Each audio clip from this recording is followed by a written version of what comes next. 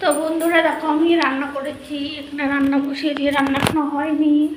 ভেন্ডি ভাজা, তারপরে আলু ভাজা, ডাল।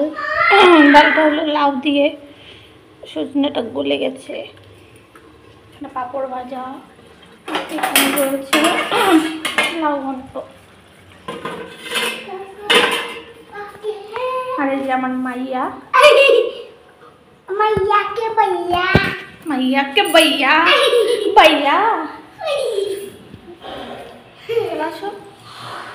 তাহলে আমাদের ছোটো ছোটো এই রয়েছে এখানে আমার সেলাই মেশিন।